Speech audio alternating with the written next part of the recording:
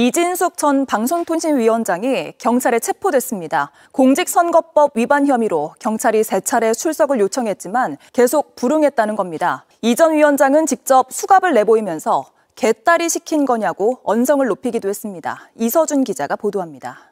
이진숙 전 방송통신위원장이 수갑을 찬 채 경찰 호송 차량에서 내립니다. 경찰이 이 전 위원장을 오늘 오후 4시쯤 서울 대치동 자택에서 체포했습니다. 방송통신위원회라는 기관 하나 없애는 것도 모자라서 이제 저 이진숙한테 이렇게 수갑을 채우는 겁니까?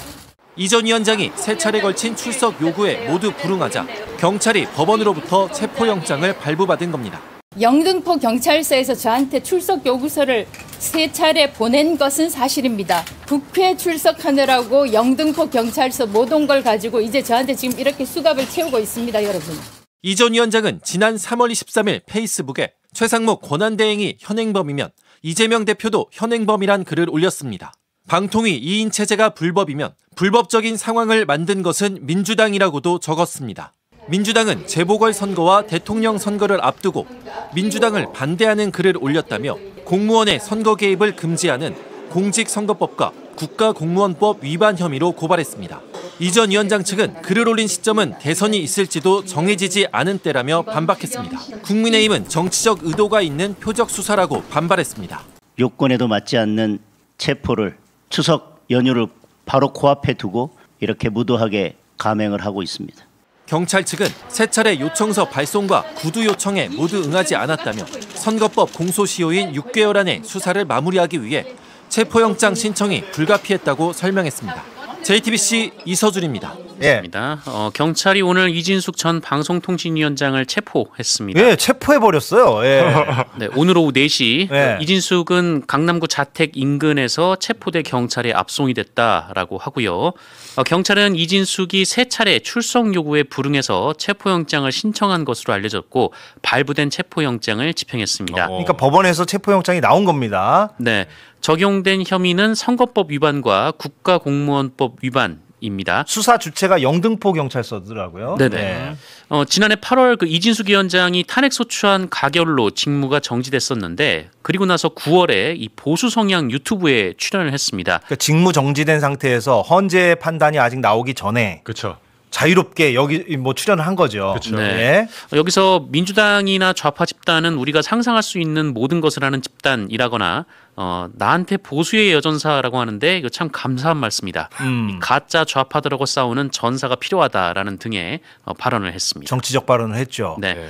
경찰은 이 민주당을 직접적으로 언급한 이 발언이 사전 선거 운동으로 법률 적용될 수 있다라는 입장이라고 하고요. 네. 앞서 감사원은 이진숙의 발언은 정치적 중립 의무를 위반했다며 주의 조치를 내린 바도 있었습니다. 아하, 예, 기억납니다. 예, 그러니까 공무원법 위반은 딱 이해가 되고요. 네. 그러니까 중립 의무를 위반했으니까. 그쵸. 그런데 이제 선거법 위반 부분에 대해서 저희가 방송 들어오기 전에 좀 여기저기 법률 전문가들한테 취재를 좀 했거든요. 그러니까 무슨 얘기냐면 작년 여름에 이진숙 씨가 저렇게 발언한 게 이제 문제가 되는 건데 작년 여름은 아시다시피 이제 내란 발발 전이기 때문에 선거는 없었거든요. 4월에 총선이 있었고 그 후니까.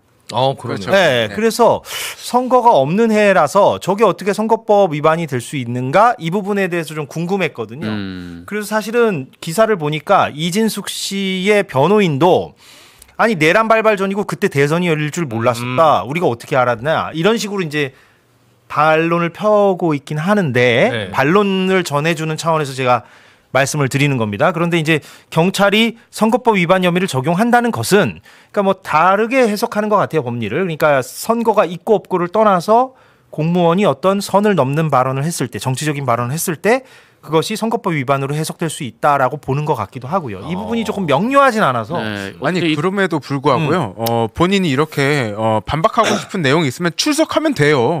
지금 3차례나 거부해서 체포된 거거든요. 맞아요. 진작에 출석했으면 본인이 체포될 일이 없었다 말씀드리고 싶어요. 그래서 이게 공직선거법 구조를 보면 이제 공무원의 중립 의무를 규정을 하고 있거든요. 예. 여기서 이제 공무원이 선거에 대한 부당한 영향력을 행사나 이 기타 선거 결과에 영향을 미치는 행위를 해서는 안 된다라고 나와 있는데 요 조항으로 이제 공무원이 SNS에 좋아요를 눌렀다가 처벌을 받은 사례도 있었습니다. 아하, 네. 예. 그래서 공무원에게는 조금 이 부분이 좀 엄격하게 적용되니까 그런 거 아닌가 싶습니다. 예. 그래서 이게 선거가 뭐 임박했느냐 안 했느냐 부분이 핵심이 아닌 것 같다는 생각도 들고요. 그래서 이거는 기사가 조금 더 해설 기사가 나오면 저희가 또 정리를 해드리도록 하겠습니다. 아무튼 이진숙 씨 측에서는 반론을 그렇게 펴고 있는 것으로 그렇게 기사가 나오고 있고 박용훈 부의장이 잘 얘기했듯이 체포된 거는 이렇든 저렇든 간에 불러도 안 나오니까 체포가 된 것이다. 네. 법원에서도 체포영장을 발부를 해주었다. 그래서 영등포 경찰서가 오늘 자택 앞에서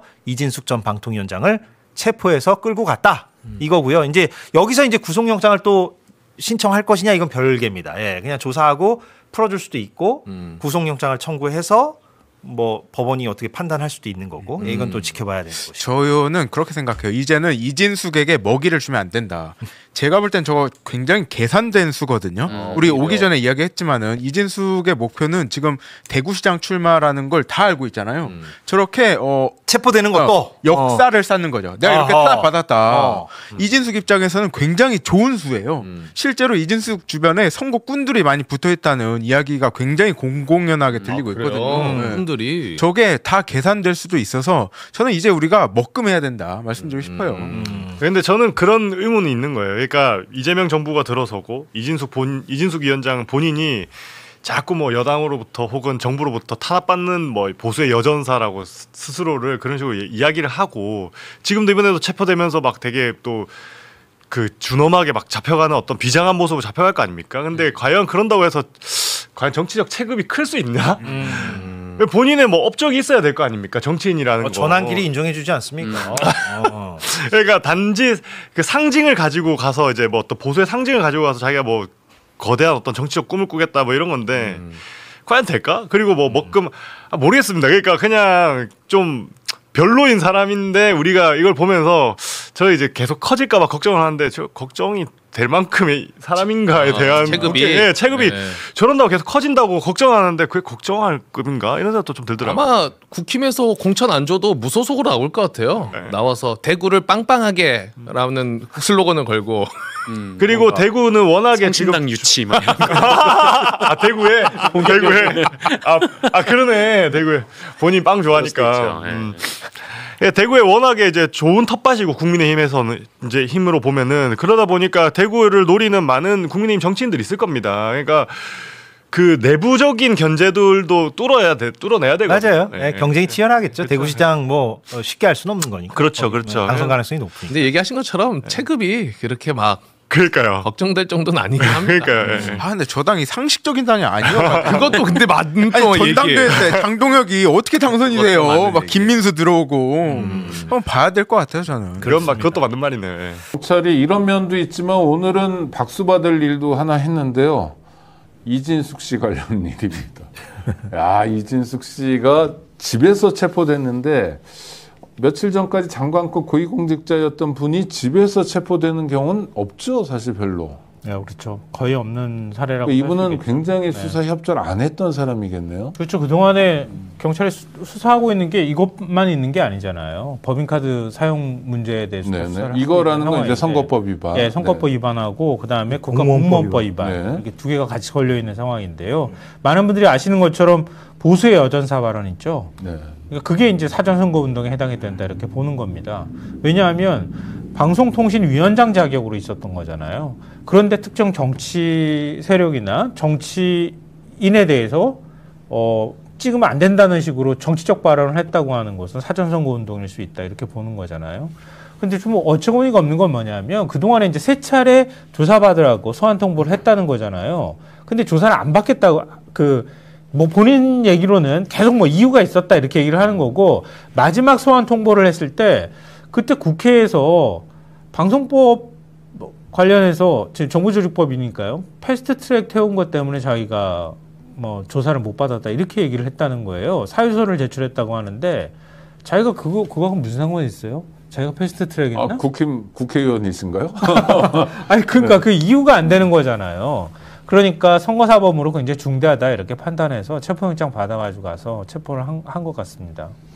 네, 야 그러면 이분은 지금 상태가 좋을까요, 나쁠까요? 이를테면 체포됐다는 건 보수의 여전사로서의 존재감을 높이는 겁니까? 아니면 인생이 이렇게 망가져가는 겁니까? 뭐 저 정도까지 체포영장을 신청을 했고 발부가 됐다라고 얘기하면 체포의 여지가 있는 증거를 가지고 있다라는 거고, 이대로 가면 선거에 출마할 수 있을까요? 제가 볼 때는 선거에 출마하기 어렵고. 그렇죠. 선거법 위반 사범이면 어렵겠죠. 이분이 의도를 한 게 아닌가 생각도 의도. 네. 이게 이분이 사실 그 선거법 같은 경우에는 공소시효가 있기 때문에 이분이 아마 이 부분을 빨리 지금 경찰로서는 수사를 해서 넘길 필요가 있었을 거라고 보는데, 그래서 언제까지 도망칠 수 없을 거라는 본인도 알 거예요. 근데 계속해서 그 수사에 협조하지 않았다는 거는 날 잡으러 올 수도 있다라는 걸 알았을 거라고 생각됩니다. 근데 그러면데도 계속 이렇게 했다는 거는 잡혀가더라도 괜찮다. 아니, 잡혀가는 게 괜찮다. 뭐 이런 생각을 하지 않았을까. 이분이 지금 뭐 서울 쪽에서는 잘 모릅니다만 대구나 경북 이 동네에서는 이분이 차기 대구시장 아니면 차기 경북지사로 거의 유력하다는 식으로 얘기를 더둔다는 거예요. 특히 그 지역에 그 뭐 저기 특정 종교나 특정 세력들이 이진숙을 밀어야 한다는 식으로 벌써부터 이렇게 뭐 여론몰이를 해가고 있다는 겁니다. 그러니까 그런 정도에서 이 사람이 이렇게 체포됐다. 말 그대로 보수 여전사라고 예, 공격받는 게 돼버렸잖아요. 그 출석 요구에 응하지 않으면 체포되고 체포된다면 구속될 가능성도 더 높아지면 아예 출마 자체를 못하는데도 이런 상황을 만들었다. 그리고 또 장 기자님 말씀이 굉장히 설득력이 있는 게 이진숙 같은 사람 혼자 정하지 않을 거 아니에요. 변호인의 도움을 받아가면서 정할 거 아니에요. 그렇죠? 이게 기획 의도도 좀 있을 수 있겠네요. 네. 아니, 그러니까 우리 요즘은 좀 그렇습니다. 옛날에는 옥중 출마 이런 것도 많았거든요. 네, 그런 것까지도 노릴 수도 있는 것 같아요. 그러니까 이분은 이번에 뭐 대구시장이든 아니면 그쪽 무슨 저기 경북지사든 그런 게 아니라 그 이유를 노릴 수도 있는 사람이고. 그 이유라면 대통령도요? 아니 뭐 이제 꼭 대통령이 아니라 이번 선거 외에 다음 선거 그리고 이번 선거에 못 나간 또는 실패하더라도 다음 선거에 당선될 수 있는 이런 장기적인 플랜을 나름 꾸미고 있는 걸로 보여지는데 그렇다 본다면은 이렇게 옥중 출마 같은 것도 뭐 나름 시도해 볼 만한 그런 아이템이 될 수도 있죠. 근데 저희가 이제 호들갑을 떨 필요는 없을 것 같아요. 뭐 말한 것처럼 아니 경찰에서 수사를 해서 3번이나 나오라고 얘기했으면 안 나오면 체포영장 청구하는 거고 체포영장을 청구했는데 법원이 발부하면 체포하면 되는 거거든요. 이게 뭐 대단히 예를 들면 뭐 반인권적이고 반민주적이고 정치적인 수사인 것처럼 포장하려고 하는 것 그리고 이걸 또 언론이 그렇게 또 포장해 주는 것 제가 볼 때는 누구든 이렇게 수사 나오라고 얘기했는데 3번이나 안 나오면 당연히 거기에 대해서 체포영장을 발부해서 체포를 해야지만 그 범죄 혐의에 대해서 밝혀낼 수 있는 거니까 뭐 말씀하신 것처럼 노렸다고 얘기합니다만 좀 우리는 그들이 노리는 것과 정반대 방향으로 가야 되지 않을까 그래서 그래 너는 그냥 이렇게 해라. 그 영등포 경찰서가 체포를 해서 집 지하주차장에서 체포를 했대요. 이제 데리고 압송하는 과정에서 이렇게 영등포 경찰서 앞에 기자들이 막 대기하고 있잖아요. 카메라 막 이렇게 사진 찍고 그러니까 수갑찬 거 이렇게 좀 들어 보였잖아요. 보통의 경우는 이렇게 숨기는데 왜냐면 그렇죠. 그게 박근혜도 그러던데. 보통 이게 물론 이제 수갑 자체가 드러나지는 않게 경찰이 이렇게 뭐 수건이나 뭐 이런 것들 둘러주기는 하지만 근데 보란 듯이 일종의 뭐 과거에 그거 있잖아요. 독재에 맞설 때 그때 나 체포됐어 뭐 이렇게 얘기하는 딱 그 폼으로 있는 양심수 버전. 그걸로 얼마 몇 년 전인가 트럼프가 머그샷 찍었다고 할 때 그 머그샷을 찍으면서 되게 좀 독특한 포즈를 취하잖아요. 그리고 본인이 되게 자랑스럽다는 식으로 마치 그런 모습을 보는 것 같더라고요. 그러니까 뭐 상당히 의도가 좀 있어 보입니다. 그러니까 자기 한 명 자르기 위해서 방통미디어위원회로 바꿨다. 그리고 나를 이렇게 탄압해서 체포하고 있다. 이걸 그냥 공개적으로 보여주려고 하는 시위성 액션을 취하고 있는 거예요. 저희가 싱크 하나 준비했는데 그거 보고 오시겠습니다. 이재명이 시켰습니까? 정청래가 시켰습니까? 아니면 개딸들이 시켰습니까? 방송통신위원회라는 기관 하나 없애는 것도 모자라서 이제 저 이진숙한테 이렇게 수갑을 채우는 겁니까? 자, 이진숙 여기 수갑 차고 있습니다. 그러네요. 정말 독립운동가. 멘트 준비했어요. 저분 지금. 발언 내용 준비했어요. 그렇죠. 차에서 계속 뭐라고 칠까 멘트를 이재명부터 가자. 저도 저 장면을 못 봤는데 저 장면을 보니까 그 장 기자님 말씀하셨던 것처럼 이거 진짜 기획이구나. 나를 잡아가게 만들어야지. 난 죽어도 안 나갈 거야. 나를 잡아가면 멋지게 예를 들면 세레머니 한번 하고 난 다음에 난 그러면 내가 스스로 장담했던 보수의 여전사가 되는 거 아니야? 이런 식의 어떤 자기 프로그램들을 가지고 간다라고 하는 건 이미 방통위원장을 자기가 정치적으로 활용하겠다라고 하는 부분들을 드러내는 거거든요. 그러면 공무원은 정치적 중립 의무를 위반하게 되면 그 자리에 지게 있으면 안 되는 거예요. 저는 그래서 저런 어떤 본인의 제스처는 본인이 어떤 탄압받는다는 것이 아니라 네가 방통위원장을 하면 안 되는 이유를 본인이 직접 보여준 거 아닌가 생각이 들어요. 근데 저런 게 일부에선 통한다는 거잖아요. 맞아요. 대구 경북에선. 예. 서글프네요. 저도 그런 얘기 들었는데요. 방금 전에 장 기자께서도 말씀하셨던 것처럼 진짜 대구시장 나오면 될 가능성이 없지는 않다. 뭐 이런 얘기들 보수 쪽에서도 얘기하고 있다 그래요. 본인이 이제 그걸 잘 알고 있겠죠. 그리고 지금까지 살면서 아마 제일 주목받는 시기인 것 같아요. MBC 있을 때도 이렇게 주목받지는 않았어요. 왜냐하면 김재철 사장이라는 사람이 대단한 스캔들을 만드는 사람이었기 때문에 주목을 못 받았거든요. 네네. 김재철에 가려서. 가려서. 그래서 이 방통위원장 되는 과정도 그렇고 지금 이제 체포까지 됐으니 본인 스스로는 얼마나 막 신났겠어 지금. 야, 난 이렇게 되면 될 것 같아. 또 영남 지역이 보수화 경향이 훨씬 더 심각한 단계로 지금 가고 있다고 하는 조사 결과도 나온 적이 있잖아요. 한겨레신문 조사한 걸 봐도 그렇고 또 국민의힘 지지층의 한 40%가 지금 극우 성향이 있다. 이렇게 지금 평가가 되고 있는 상황이기 때문에 아마 본인 스스로는 다음번 내년 이제 지방선거 때 굉장히 유리하겠다 이렇게 생각을 하는 것 같은데요. 다만 저는 그 생각 윤석열이 싹 스쳐 지나갔는데요. 윤석열도 비슷하게 했잖아요. 좀 비켜봐요. 내 지지자들 좀 보게 이렇게 얘기하고 막 풀려났을 때 막 이러면서 막 무슨 개선 장군처럼 행동했잖아요. 그랬죠. 근데 지금은 어떻습니까? 속옷바람에 나 체포되기 싫어 막 드러눕고 그 다음에 밥투정 부리고 그렇게 얘기하고 있잖아요. 그러니까 머지않았다 이 사람도. 이렇게 해서 물론 구속영장이 그 발부가 될지는 좀 더 지켜봐야 될 필요가 있기는 하겠지만 만약에 그런 상황이 온다고 하면 그때부터 멘탈이 무너지기 시작할 거다. 윤석열 보면 안다. 이런 생각이 들어요. 대구에 또는 경북에 이런 사람을 도지사 또는 대구시장 후보로 공천하면 국민의힘은 더 망하는 거 아닌가요? 일단 지금까지 망하지 않았다라고 하는 측면들이 분명히 있는 거죠. 말씀하신 것처럼 극우화가 더욱 진전된 건 사실입니다만 대구 지역에서 국민의힘이 공천하면 그 사람이 됐던 역사가 거의 김부겸 전 총리 정도를 제외하고는 지속 진행돼 왔었기 때문에 저는 그 구조 자체가 쉽게 바뀔 거라는 생각은 들지 않습니다. 좀 그럼에도 불구하고 저는 대구 시민 같은 경우도 좀 자괴감을 느끼지 않으시겠어요? 지금까지 이준숙이 방통위원장을 해오면서 했던 행태들을 보면 소위 기자 출신이 저런 행동을 보일 수 있는가라고 하는 부분들 그리고 지금 행태들을 봤을 때 저런 사람을 갖다가 그냥 국민의힘이 소위 경선을 붙이지 않고 많이 내려꽂게 되면 국민의힘 같은 경우도 이제는 따지고 보면 극우화 되겠다라고 하는 자기 선언일 수밖에 없는 것이고 그런 대구시장을 그나마 좀 홍준표 전 대구시장 저는 마음에 안 들면 가끔은 옳은 소리를 할 때가 있잖아요. 근데 일관되게 말도 안 되는 소리를 하는 사람을 대구시장으로 앉혀놨을 때 대구 시민들의 자부심, 대구 시민들의 민주적 시민으로서의 소양 이런 부분에 대한 상처를 받게 된다면 당장은 그런 흐름이 갈지 모르겠습니다만 저는 어찌 보면 또 대구 경북이 바뀔 수도 있는 하나의 또 계기일 수도 있기 때문에 저희들이 잘해야죠. 저희들이 많이 설득하고 얘기하고. 요즘 홍준표 전 시장님이 상당히 뉴트럴해 보여요. 지금. 아니 그러니까 거기가 좀 희한한 작용이 있어요. 그래서 어떨 때 보면 한동훈이 멀쩡해 보이고 안철수 맞아요. 훌륭해 보이고 조경태는 뭐 그 애국지사로 그렇죠. 보이고 막 이런 느낌이 이 사람은 어디다 갖다 놓느냐에 따라 상대적으로 달리 보이는 게 서글픕니다만 참. 그러니까 근데 이게 국가를 조롱하는 거 아닙니까 사실 공무원 그러니까 며칠 전까지 장관이었으니까 소환 요구 이런 게 있으면 어떤 사람보다 적극적으로 화답하고 어떤 사람보다 협조해야 되잖아요. 그렇죠? 근데 그러지 않았고 이것을 자기의 정치쇼에 활용한다는 건 공직자로서의 기본은 아닌 것 같은데요.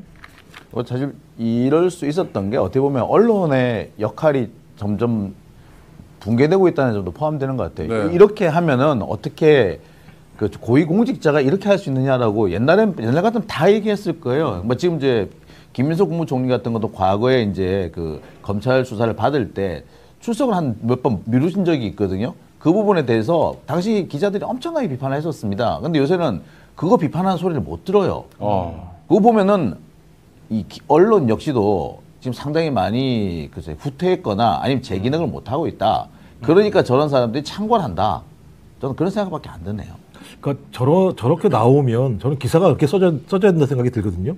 그러니까 소위 윤석열 정부와에서 방통위원장이 한 짓이 뭔가 YTN 민영화시키고 KBS 사장 바꿔가지고 완전 땡전 뉴스처럼 만들어 버렸고 네. 그 이후에 MBC와 EBS까지도 작업하려고 하다가 다수당인 야당의 또 국민적인 저항 때문에 그것을 진행하지 못한 이런 결과물로서 지금 언론개혁법들을 만들었던 과정이고 그 과정에서 탄핵당한 와중에도 나와서 뭐 한다는 얘기가 보수의 여전사 뭐 이런 얘기를 하고 다니면서 정치적 중립 위반을 한 사람을 체포한 거잖아요. 근데 지금 좀 내일부터 뻔하겠습니다만 또 언론이 탄압 프레임으로 갈 가능성이 되게 높아요.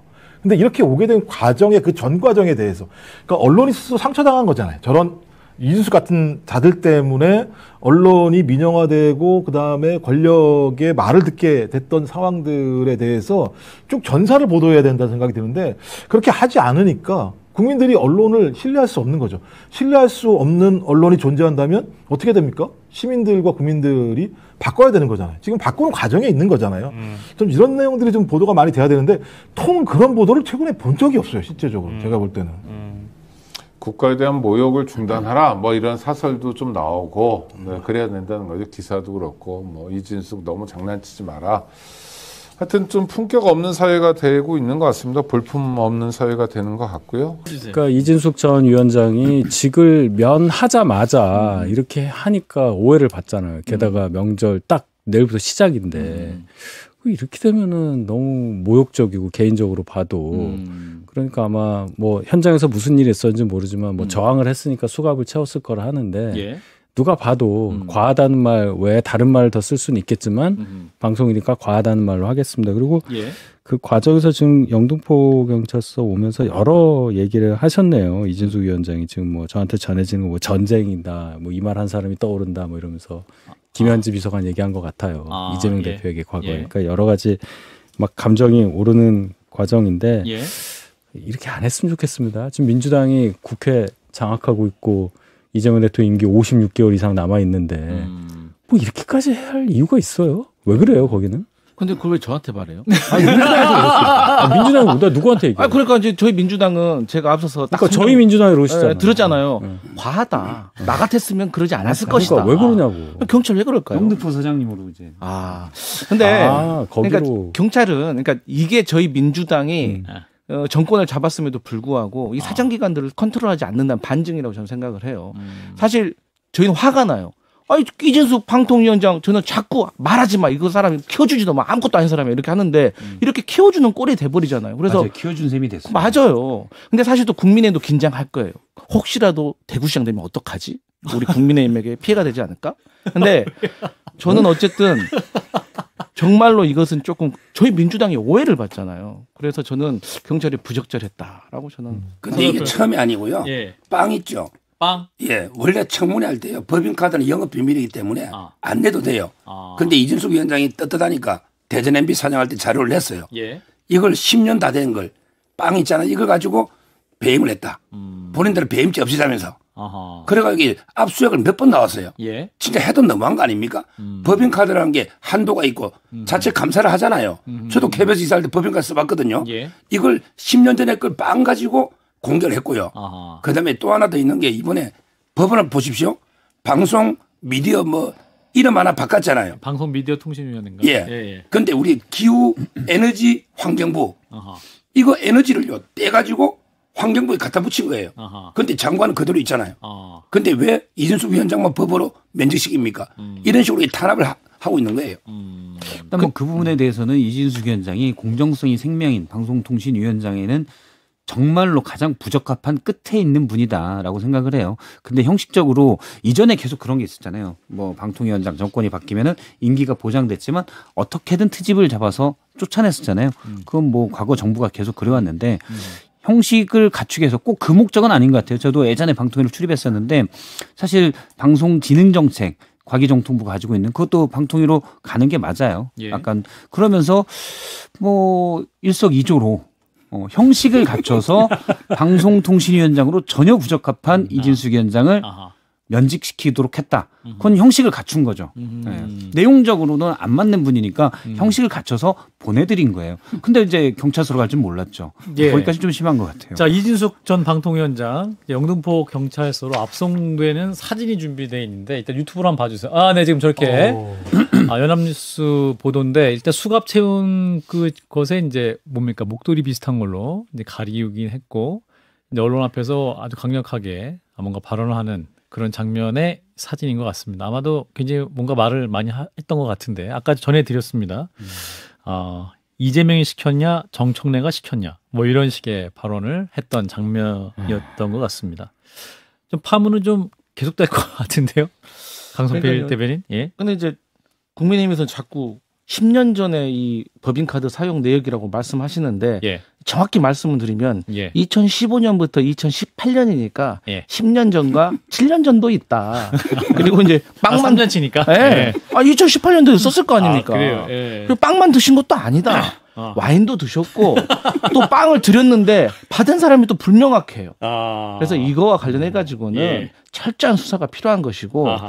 어쨌든 저런 사진 보니까 예. 저건 어쨌든 저희 여당이 만약에 컨트롤할 수 있는 부분이었다면 절대로 저렇게 두지 않았을 것이다. 아니 근데 배임죄는 없었잖아요. 저게 배임죄예요. 네. 카드를 함부로 쓰면 네. 횡령이 아니고 이건 배임죄입니다. 네. 근데 배임죄 없었잖아요. 아직 안 근데 없었잖아요. 통과 지금 상임위 통과됐죠 배임이. 그러니까 제 말은 이게 실질적으로 배임을 없앤다. 이래놓고 이걸 철저히 수사해라. 이게 무슨 말입니까? 근데 법인카드를 개인 용도로 순전한 개인 용도로 과다하게 많이 썼다. 그 횡령은 안 들어가나요? 그게 이재명 대표도 배임죄 아닙니까? 경기도 법카가. 보통 그래도 횡령과 배임이 같이 돈을 있죠. 보관하다가 돈을 가지는 게 횡령이고 이거 카드라는 거는 쓰는 거 이건 배임으로 봐야 돼요. 그런데 자꾸 이재명 대통령 배임이라고 얘기하시는데 그러니까 기업 총수에게 적용되는 배임죄와 이재명 대통령에게 적용되는 배임죄는 너무 다른 거예요. 예를 든다면 손흥민에게 비싼 돈 주고 스카웃을 해왔어요. 근데 너 왜 2골, 3골 넣을 수 있는 능력인데 너 한 골도 못 넣었어? 그게 기업인들에게 적용되는 배임죄인 거고 이재명 대통령에게는 손흥민한테 야, 너 오늘 4골 넣을 수 있었는데 왜 2골밖에 못 넣었어? 이런 배임죄인 거예요. 그렇기 때문에 이것은 기업인들에게도 배임죄 자체가 좀 명확하지 않고 합리적이지 못하지만 정치인들에게는 정말 이거 말도 안 되는 거예요.